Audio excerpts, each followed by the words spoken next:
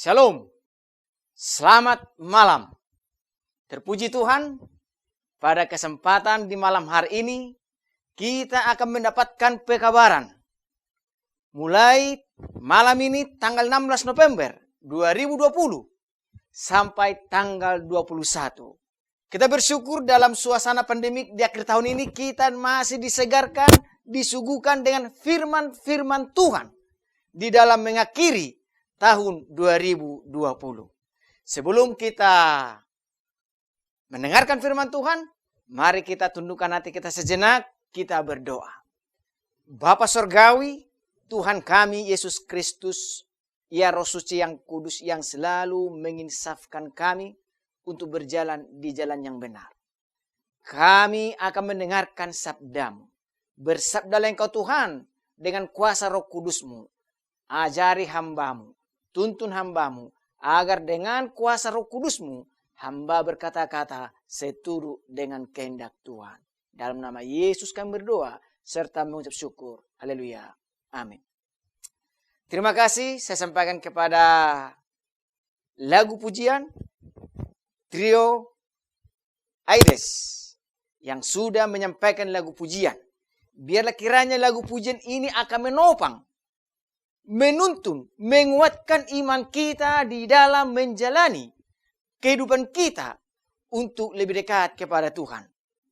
Dalam satu minggu ini kita akan mendengarkan firman Tuhan dengan judul Hidup adalah Kesempatan. Oleh karena itu, kesempatan pada malam hari ini adalah salah satu waktu untuk kita mencari Tuhan lebih dalam lagi. Walaupun dalam suasana pandemik, mulai bulan 3 sampai sekarang, saya sebagai hamba Tuhan yang melayani di Jemaat Bukit Sion, saya selalu mengunjungi jemaat setiap bulan, minimal sekali sebulan.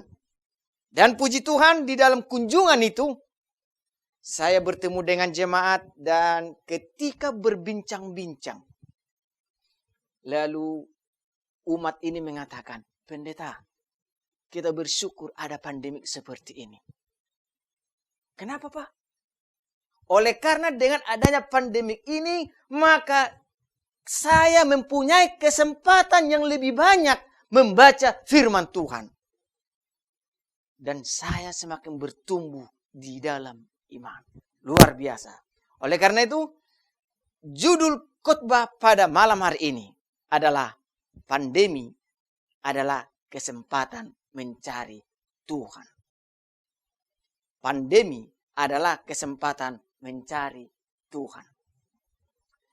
Lewat apa kita mencari Tuhan? Alkitab.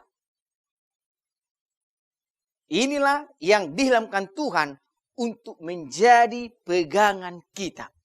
Kita bersyukur Allah berikan kepada kita Alkitab. Sehingga walaupun dalam suasana pandemik ini, kita semakin menyadari betapa Alkitab ini menuntun kita. Menuntun kita semakin lebih dekat kepada Tuhan. Mengapa Alkitab? Kenapa tidak kamus bahasa Inggris? Atau kenapa tidak buku sejarah yang lain? Mengapa Alkitab? Bila mana kita baca di dalam firman Tuhan, di dalam 2 Timotius 3:15, ingatlah juga bahwa dari kecil engkau sudah mengenal kitab suci yang dapat memberi hikmat kepadamu dan menuntun engkau kepada keselamatan oleh iman kepada Kristus Yesus. Saya percaya semua orang beragama karena ingin selamat. Karena ingin mendapatkan hidup yang kekal. Dan kita bersyukur Allah karuniakan Alkitab kepada kita untuk menuntun kita kepada keselamatan itu.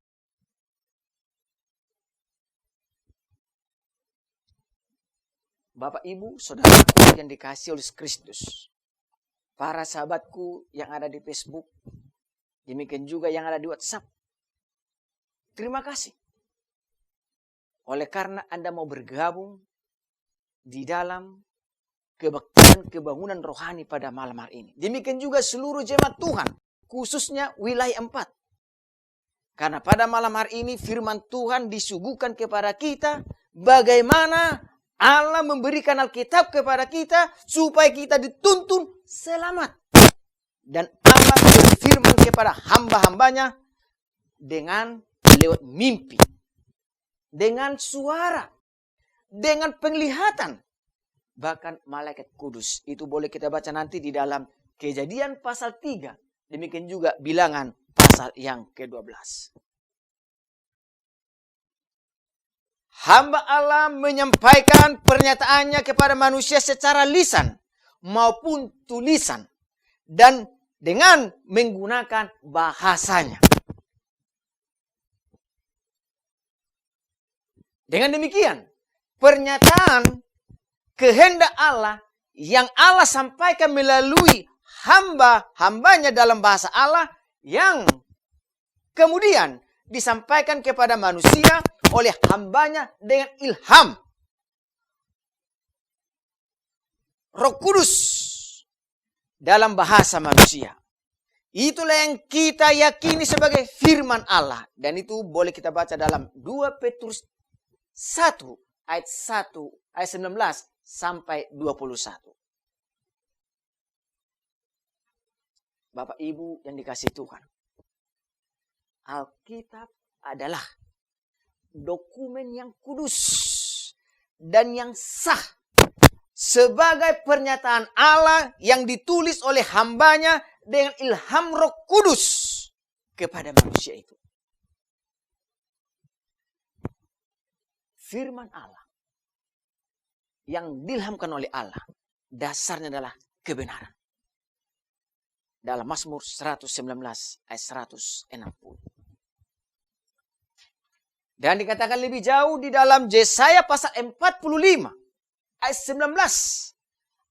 Aku Tuhan selalu berkata benar, selalu memberitakan apa yang lurus. Itulah sebabnya kita bersyukur sebagai umat Tuhan. Oleh karena Allah memberikan kepada kita Alkitab, supaya apa yang mau kita jalani adalah lurus.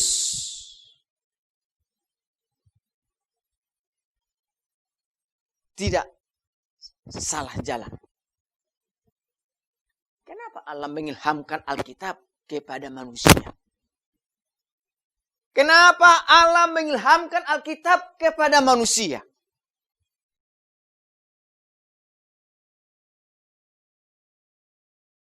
Yang pertama, di dalam Yesaya pasal 46 ayat 10. Allah mengilhamkan Alkitab ini kepada manusia untuk memberitahukan dari mulanya hal-hal yang kemudian dari zaman purbakala yang belum terlaksana. Lebih jauh dikatakan di dalam Hosea 4 ayat 6. Umatku binasa karena tidak mengenal Allah. Karena engkaulah yang menolak pengenalan itu. Maka aku menolak engkau menjadi imamku. Dan karena engkau melupakan pengajar Allahmu, maka aku juga akan melupakan anak-anakmu. Saudaraku berkati Tuhan, firman ini jangan sempat terjadi kepada kita. Oleh karena Alkitab sudah dikaruniakan kepada kita. Dengan bahasa yang saudara bisa pahami, yang Bapak Ibu bisa pahami dengan bahasa sendiri. Kalau saya orang Batak, tidak tahu bahasa Batak, yang tahu bahasa Indonesia, ada Alkitab bahasa Indonesia, itu Alkitab. Kalau saya orang Batak, tidak tahu bahasa Indonesia, ada Alkitab di dalam bahasa daerah disebut Bibil. Dan Alkitab ini sudah diterjemahkan kepada sampai bahasa-bahasa suku. Suku Batak saja lebih daripada 5 suku. Batak Toba, Batak Karo, Batak Simalungun, Batak Nis. Dan itu sudah diterjemahkan. Bahkan diterjemahkan sampai ke bahasa Jawa. bahasa Manado. Kenapa Allah izinkan ini?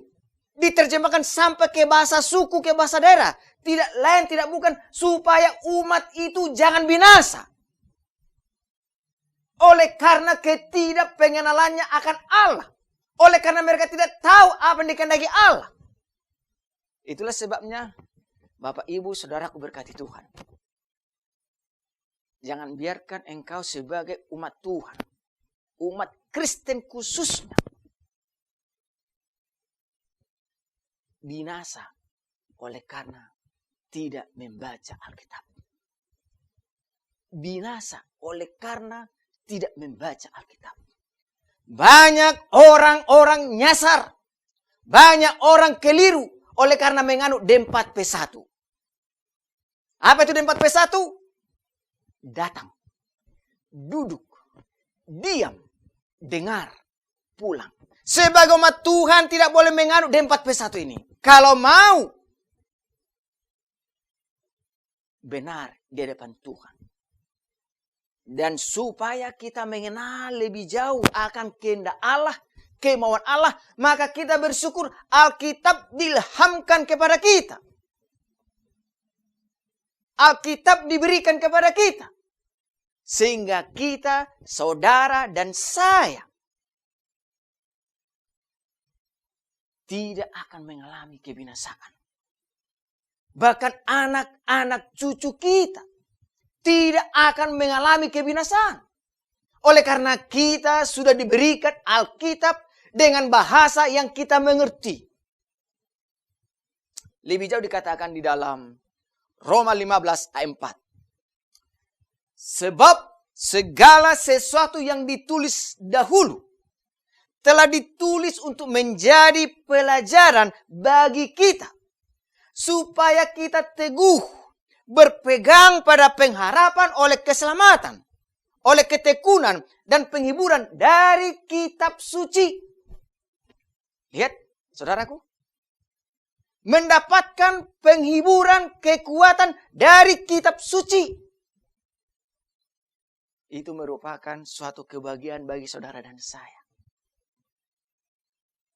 Apa yang dituliskan dari perjanjian lama sampai perjanjian baru menjadi pembelajaran. Supaya apa yang terjadi di zaman dahulu tidak terjadi di zaman kita sekarang lagi. Tidak terulang lagi. Bagaimana itu bisa supaya tidak terulang? Dengan membaca Alkitab. Yang sudah diilhamkan Allah kepada saudara dan saya. Dengan bahasa yang saudara mengerti. Kita bersyukur. Oleh karena di gereja kita, Gereja Adventisi Dunia, ada program Follow the Bible. Ada program Follow the Bible pribadi, demikian juga Follow the Bible keluarga. Dengan harapan anggota keluarga bisa duduk bersama-sama sambil membaca Alkitab. Itulah Follow the Bible keluarga. Kalau engkau ingin bersekutu dengan Tuhan secara tersendiri, ada Follow the Bible pribadi. Ada yang 3 pasal, ada yang 4 pasal setiap hari. Kita bersyukur karena dengan tuntunan Tuhan, organisasi kita Gereja Adventisi Dunia memberikan program kepada umatnya supaya membaca Alkitab hari demi hari. Dan ditargetkan setiap tahun harus selesai membaca Alkitab. Apa tujuannya? Tidak lain, tidak bukan supaya umat ini dituntun lebih benar. Supaya umat ini dituntun untuk hidup, untuk berpegang kepada apa yang sudah difirmankan Tuhan. Saudaraku berkati Tuhan, di dalam Matius pasal 24 ayat 24. Allah mengilhamkan Alkitab ini.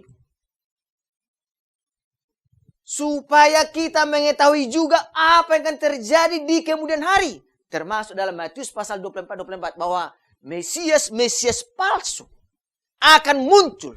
Nabi-nabi palsu akan muncul dengan pengajaran-pengajaran bahkan penyesatannya. Bagaimana saudara dan saya supaya tidak terjerat di dalam penyesatan. Tidak lain, tidak bukan. Dengan berpedoman kepada Alkitab. Dengan tetap membaca Alkitab. Saudara, aku berkati Tuhan. Betapa bersyukurnya kita sebagai umat Tuhan oleh karena Allah mengilhamkan firman-Nya kepada kita. Sehingga kita dituntun untuk tetap waspada dari segala penyesatan, mesias-mesias palsu, nabi-nabi palsu, pengajaran-pengajaran palsu. Saudara, aku diberkati Tuhan, lebih jauh dikatakan, kenapa Allah mengilhamkan Alkitab ini kepada kita? Di dalam 2 Timotius 3:16, segala tulisan yang diilhamkan Allah memang bermanfaat untuk mengajar, untuk menyatakan kesalahan, untuk memperbaiki kelakuan, dan untuk mendidik orang dalam kebenaran. Kita lihat bagaimana Alkitab ini menolong kita menjadi pribadi-pribadi yang bisa bermartabat, bermoral, oleh karena ada bimbingan Alkitab itu. Oleh karena adanya Alkitab yang mengajar kita, akan terjadi perubahan-perubahan. Bila mana saudara-saudara membuka Alkitab lebih jauh, bagaimana di Alkitab ini diceritakan juga di dalam bilangan bahwa di zaman bangsa Israel, sebelum ada WC sekarang, Tuhan katakan kepada Musa, Musa, bila mana bangsa itu mau buang hajat, ambil sekop atau cangkul, gali dulu lubang, baru tutup. Artinya, pengajaran demi pengajaran Tuhan berikan. Lebih jauh lagi dikatakan untuk menyatakan kesalahan. Dulu, orang bangga sekali kalau bisa minum-minum alkohol.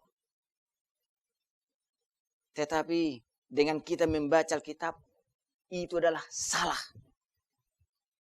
Karena Alkitab mengajarkan bahwa ketika kita minum alkohol atau minuman keras, itu merusak tubuh kita. Merusak badan kita. Dan perlu kita kira lebih jauh. Tubuh kita ini adalah bait Allah. Tetapi dengan membaca Alkitab, maka dengan pertolongan Tuhan, kita akan diajar untuk memperbaikinya. Lebih jauh lagi, mendidik orang dalam kebenaran. Saudaraku berkati Tuhan, hanya ada satu kebenaran. Tidak ada dua. Tidak ada dua. Orang bilang, ada banyak jalan menuju Roma. Betul. Tetapi menuju surga hanya satu. Hanya satu. Dan kebenaran itu juga hanya satu. Tidak ada dua. Saudaraku, itulah sebabnya Alkitab Tuhan berikan. Alkitab Tuhan ilhamkan. Supaya manusia ini dididik di dalam kebenaran. Oleh karena saudara sampai atau tidak sampai ke surga, tergantung kebenaran yang kau lakukan. Tergantung kebenaran yang kau hidupkan. Jadi bagaimana kebenaran itu hidup dalam hidupmu, maka patokannya harus Alkitab. Bukan pendeta. Bukan gereja atau manusia. Atau tokoh-tokoh terkenal. Bukan. Alkitab. Oleh karena Alkitab yang diilhamkan Allah untuk mengajar, menyatakan kesalahan, memperbaiki kelakuan, mendidik orang dalam kebenaran.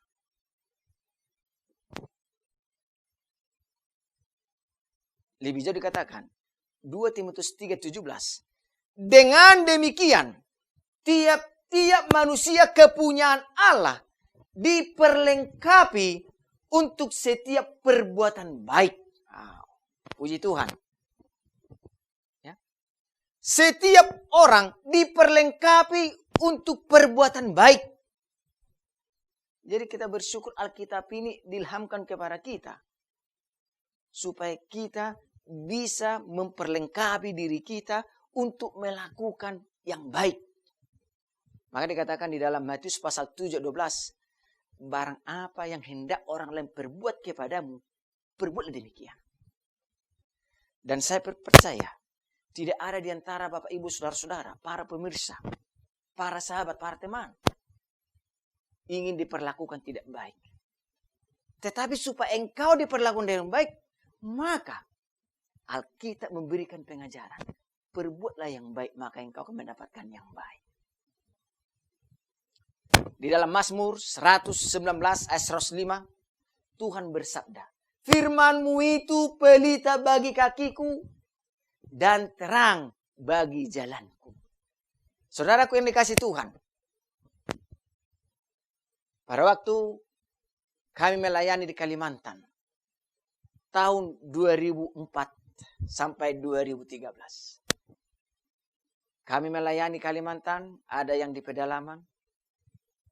Dan suatu ketika, sebagaimana seorang hamba Tuhan, pendeta harus melakukan pelayanan kepada jemaatnya, minimal sekali sebulan mengunjunginya, dan itu tetap saya lakukan di Kalimantan.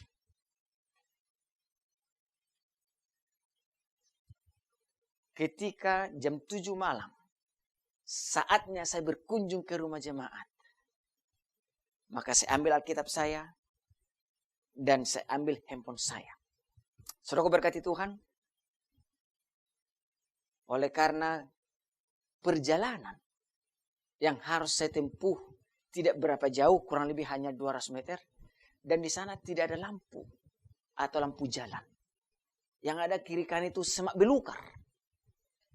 Lalu sementara Alkitab saya pegang di sebelah kiri saya, tangan saya sebelah kanan ini memegang handphone sambil menyalakan lampunya. Saudaraku berkati Tuhan, apa yang terjadi? Sementara lampu handphone ini serahkan ke jalan, sebelum saya melangkahkan kaki saya, di hadapan saya sudah ada ular kobra. Lebar jalan itu kurang lebih 3 meter.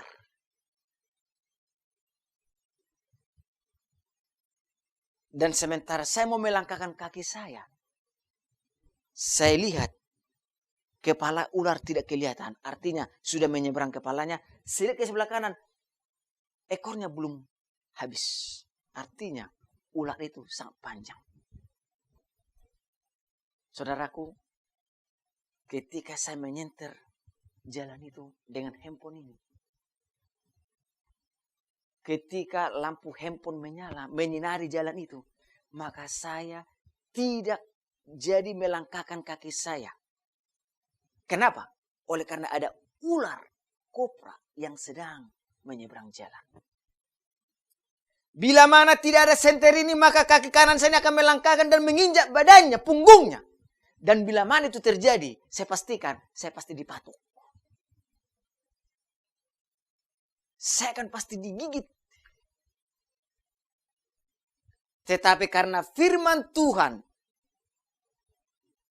adalah sebagai pelita, lampu yang ada pada tangan saya ini menerangi jalan saya, maka kaki kanan saya ini tidak menginjakkan punggung daripada ular itu. Dan saya terselamatkan dari mara bahaya. Saudaraku,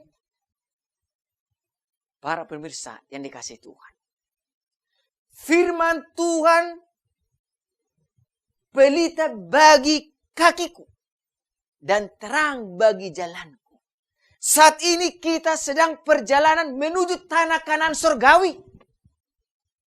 Dan yang menerangi kita, menerangi hidup kita, langkah kaki kita, perbuatan kita, tidak lain, tidak bukan adalah Alkitab. Alkitablah yang akan menerangi kaki Bapak, Ibu, saudara-saudara di dalam menjalani kehidupan menuju tanah Kanaan surgawi itu. Saudaraku, lebih jauh dikatakan di dalam 1 Korintus 6 ayat 9. Atau tidak tahukah kamu bahwa orang-orang yang tidak adil tidak mendapat bagian dalam kerajaan Allah? Janganlah sesat. Orang cabul, penyembah berhala, orang berzina, banci, orang pemburit. Ayat 10. Pencuri, orang kikir, pemabuk, pempitnah, dan penipu tidak akan mendapat bagian dalam kerajaan Allah. Saudaraku berkati Tuhan, Alkitab dilhamkan kepada kita umat manusia supaya kita menghindari cabul. Ya. Menghindari cabul. Di dalam suasana dunia sekarang ini, banyak orang-orang berbuat cabul. Mau anak-anak, mau remaja, mau orang dewasa, bahkan orang tua sekalipun, nenek-nenek juga. Bahkan kakek-kakek, tak pandang bulu. Tetapi kita bersyukur pada malam hari ini, firman Tuhan diilhamkan kepada kita. Alkitab diberikan kepada kita. Supaya perbuatan cabul, menyembah patung, menyembah berhala, bahkan berbuat zina, kita hindari. Oleh karena orang-orang seperti ini tidak akan mendapatkan bagian di dalam kerajaan surga. Orang-orang kikir, ya, pencuri, penipu. Hati-hati saudara. Jangan biarkan saudara beribadah hari demi hari, tapi kerjamu menipu. Jangan biarkan kerjamu hari demi hari untuk menyesatkan orang. Mencuri dan memfitnah orang. Tidak ada upahmu di surga, saudara-saudara. Tidak ada tempatmu di surga. Karena itu firman Allah mengingatkan malam ini. Diilhamkan kepada manusia. Supaya kita jangan salah langkah. Supaya kita menghindari perbuatan-perbuatan ini. Itulah sebabnya Allah ilhamkan Alkitab kepada kita. Supaya bisa kita baca. Bisa kita ulang-ulang. Hari demi hari. Dan inilah kesempatan bagi kita untuk hidup lebih benar. Inilah kesempatan bagi kita untuk hidup lebih benar. Seturut dengan Alkitab. Itulah sebabnya ketika masih diberikan Tuhan kesempatan membaca Alkitab. Baca Alkitab itu. Pergunakan kesempatan itu. Karena besok lusa tidak tahu yang terjadi dengan hidupmu dan hidup saya. Lebih jauh dikatakan. Dalam Kisah Para Rasul 20 ayat 35. Dalam segala sesuatu telah kuberikan contoh kepada kamu. Bahwa dengan bekerja. Demikian kita harus membantu orang-orang yang lemah. Dan harus mengingat perkataan Tuhan Yesus. Sebab ia sendiri telah memberikan teladan. Di mana adalah lebih berbahagia memberi daripada menerima. Saudaraku berkati Tuhan, kita bersyukur ketika kita mampu menjadi pemberi. Terima kasih kepada umat Tuhan wilayah 4 yang membantu pekerjaan Tuhan. Memberikan waktunya, tenaganya, bahkan donasinya. Dan Tuhan katakan, Anda berbahagia. Amin saudara. Saudara aku dikasih Tuhan. Bapak, Ibu dan kasih Yesus Kristus. Adalah lebih berbahagia memberi daripada menerima. Ini adalah kesempatan bagi kita. Bagaimana waktu yang Tuhan masih berikan. Hidup yang masih diberikan. Walaupun dalam suasana pandemi ini, kita harus mampu memberi. Dan kami sebagai hamba Tuhan, atau saya sebagai pelayan Tuhan, saya juga bila mana berkunjung kepada jemaat, walaupun jemaat itu tidak meminta, pendeta tolong bantu, tidak meminta. Tetapi ketika dia menyampaikan keluh kesahnya, puji Tuhan, Roh Kudus bekerja, maka hati ini tergerak, maka kita memberi. Barang 1 lembar, 2 lembar. Untuk kelangsungan hidupnya. Sama seperti ketika saya berkunjung ke suatu rumah. Lalu ibu menceritakan segala keluh kesahnya. Bagaimana suaminya tidak begitu care. Jarang pulang ke rumah. Lalu saya tanya, Ibu, kalau begitu bagaimana Ibu makan? Ya, kadang-kala makan 1 kali sehari pendeta. Itu pun ala kadarnya. Sebagai hamba Tuhan, sebagai pelayan Tuhan, kita tidak cukup hanya berdoa saudara. Tetapi bagaimana kita sebagai pelayan Tuhan yang sudah baca firman. kita lakukan itu memberi. Karena Tuhan katakan, lebih berbahagia memberi daripada meminta. Saudara aku dikasih Tuhan. Kita sebagai umat Tuhan, dengan Alkitab yang diilhamkan kepada kita, maka kita belajar lebih baik. Kesempatan kita belajar lebih benar. Kesempatan belajar untuk lebih bermartabat. Saudara aku berkati Tuhan, suatu ketika setelah saya pulang melawat, saya singgah di sebuah bengkel mobil, lalu bertemu dengan seseorang di sana. Lalu dia katakan, di mana kamu tinggal, pendeta? Oh, saya tinggal di dekat Wisma Asri, Pip. Bagaimana di sana, pendeta? Ya puji Tuhan, baik-baik. Lalu saya tanya kepada beliau, kalau pendeta di mana tinggal? Oh, saya masih di sana, masih mengontrak. Saya sedang mencari rumah. Dan saya dapati rumah mahal-mahal. Ya, karena mahal, ya saya akan meminta kepada jemaat bantuan. Saudaraku, saya mau katakan kepada saudara-saudara, jangan menjadi peminta-minta. Sebagai pelayan Tuhan, hiduplah engkau seturut dengan kemampuanmu. Jangan permalukan Tuhan. Jangan pergunakan jabatan untuk merendahkan Tuhan, saudara-saudara. Kalau belum saatnya kau memilikinya, berdoalah. Dan kami juga pernah mengalami ketika kami pindah ke sebuah tempat pelayanan. Sementara barang kami diturunkan dari mobil, lalu ibu ini katakan, mana ibumu?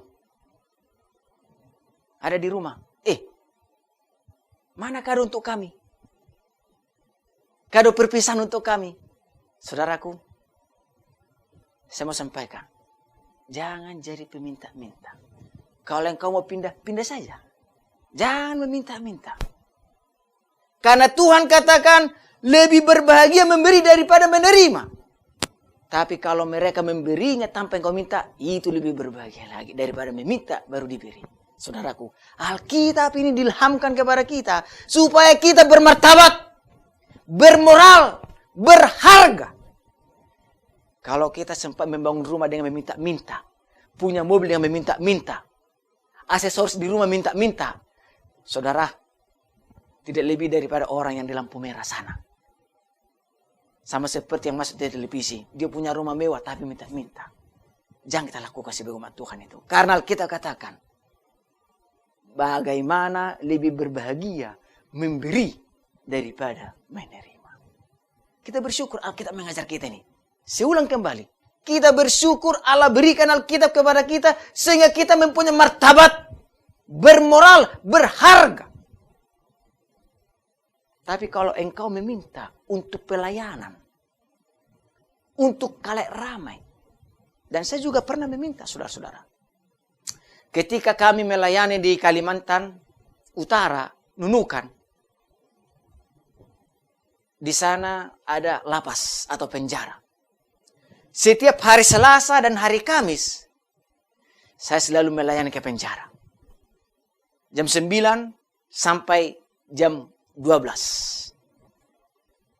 Dan setiap saya pergi ke rumah ke penjara atau ke lapas, saya selalu bawa buah. Kalau bukan salak, buah pisang. Ya, kalau enggak jeruk. Saya selalu bawa ke penjara itu. Dan itu dari kantong sendiri, saudara-saudara. Ya. Dan pendek cerita.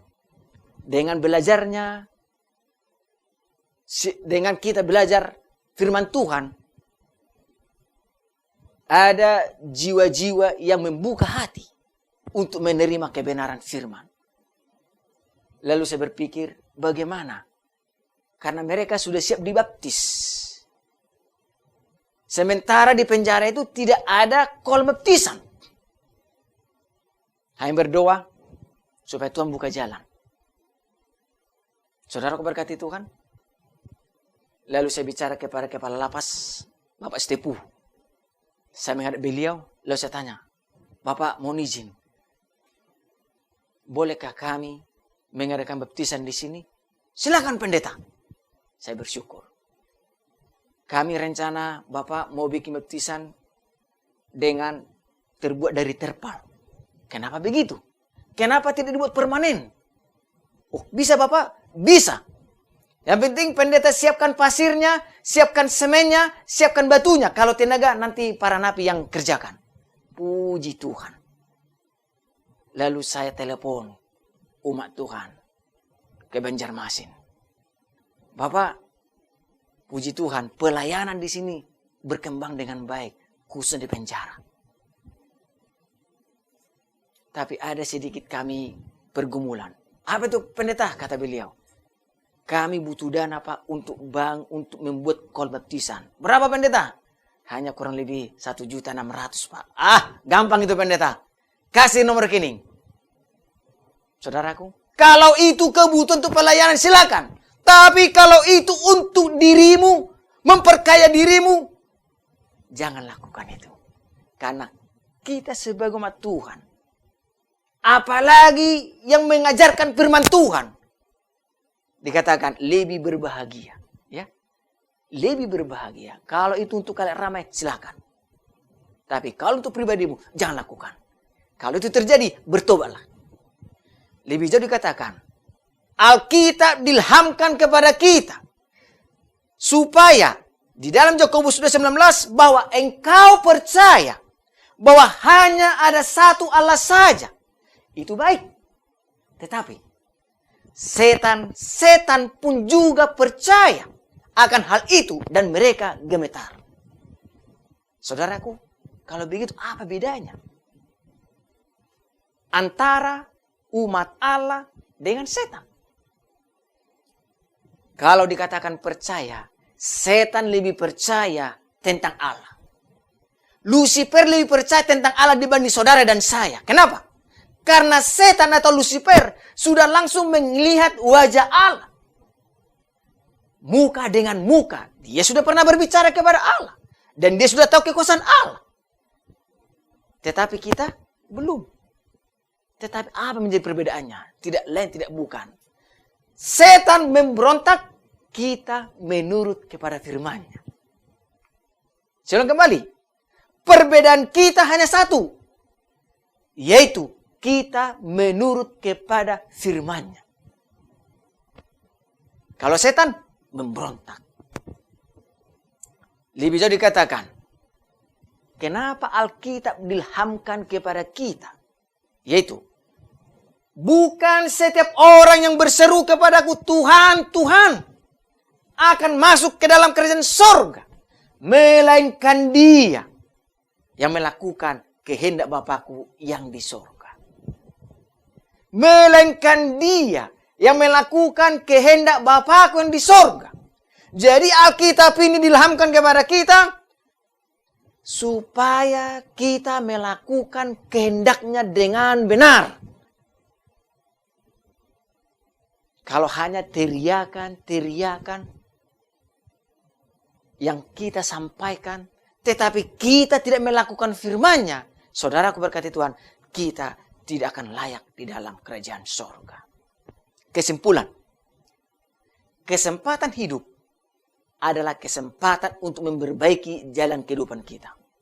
Supaya sejalan dengan apa yang Tuhan Yesus harapkan. Karena kerinduan Yesus adalah bagaimana kita semua masuk ke dalam kerajaan sorga yang Tuhan sudah sediakan. Dan untuk itu, kita harus mempelajari firman Tuhan lebih dalam lagi. Dan hiduplah dengan firman yang sudah dilhamkan. Kita minta kuasa kepada Yesus. Agar kesempatan yang Tuhan berikan kepada kita dalam suasana pandemi ini, kita gunakan lebih dalam lagi untuk mempelajari firman-Nya.